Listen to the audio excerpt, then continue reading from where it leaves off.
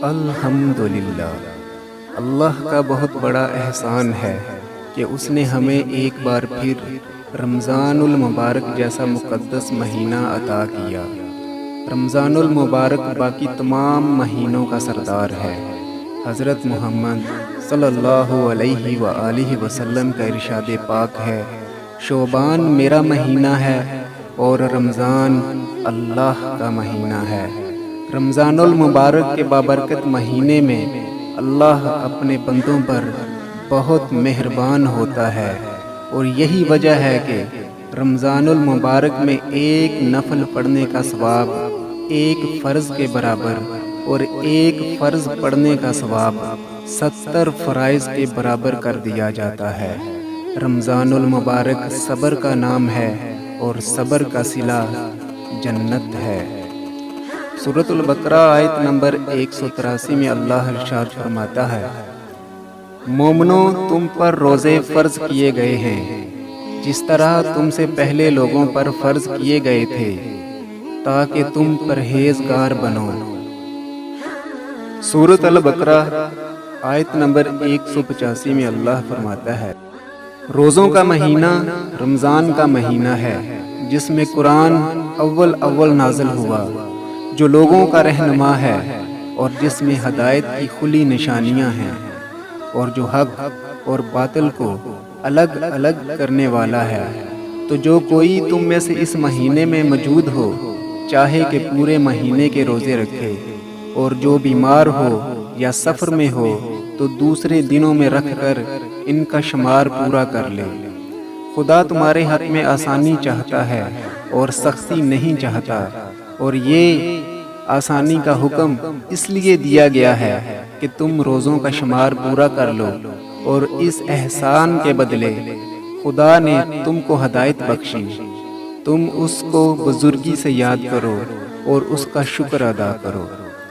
رمضان المبارک کی ہی ایک بابرکت رات آسمان دنیا پر پورے قرآن کا نزول ہوا، لہٰذا اس رات کو اللہ رب العزت نے تمام راتوں پر فضیلت عطا فرمائی اور اسے شب قدر قرار دیتے ہوئے ارشاد فرمایا، لیلۃ القدر خیر من الف شہر، شب قدر 1000 مہینوں سے افضل ہے۔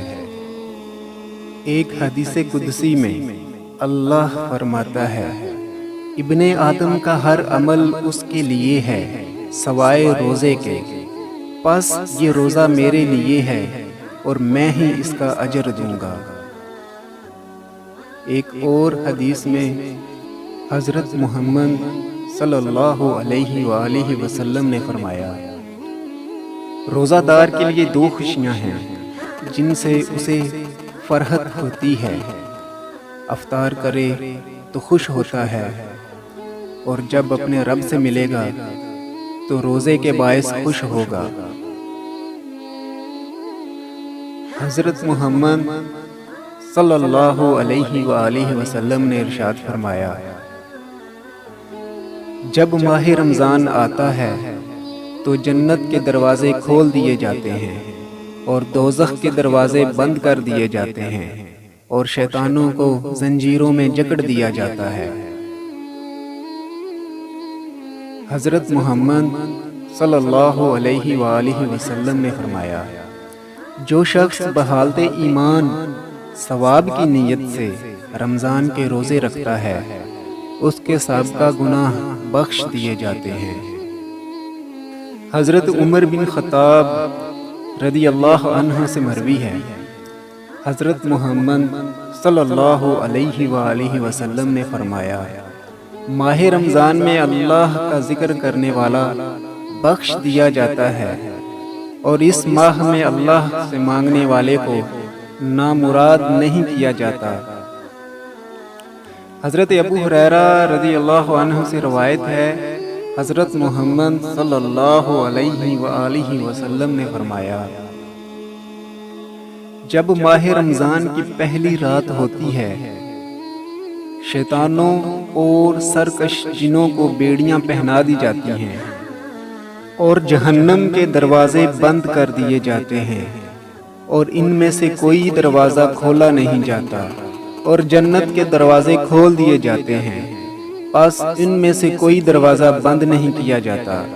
ایک ندا دینے والا پکارتا ہے، اے طالب خیر آگے آ، اے شر کے متلاشی رک جا، اور اللہ تعالیٰ کئی لوگوں کو جہنم سے آزاد کر دیتا ہے۔ ماہ رمضان کے ہر رات یوں ہی یہ سلسلہ چلتا رہتا ہے۔ حضرت محمد صلی اللہ علیہ وآلہ وسلم نے فرمایا، جنت میں ایک دروازہ ہے جس کا نام ریان ہے۔ روز قیامت اس میں صرف روزے دار داخل ہوں گے، ان کے سوا اس دروازے میں سے کوئی اور داخل نہیں ہو سکے گا۔ کہا جائے گا، روزہ دار کہاں ہیں؟ پس وہ کھڑے ہوں گے، ان کے علاوہ اس میں سے کوئی اور داخل نہیں ہو سکے گا۔ جب وہ داخل ہو جائیں گے تو اس دروازے کو بند کر دیا جائے گا، پھر کوئی اور اس سے داخل نہیں ہو سکے گا۔ اللہ رب العزت سے دعا ہے کہ وہ ہم سب کو اپنی رحمتوں کے سائے میں رکھے اور زیادہ سے زیادہ رمضان المبارک کی رحمتیں اور برکتیں سمیٹنے کی توفیق عطا فرمائے۔ آمین یا رب العالمین۔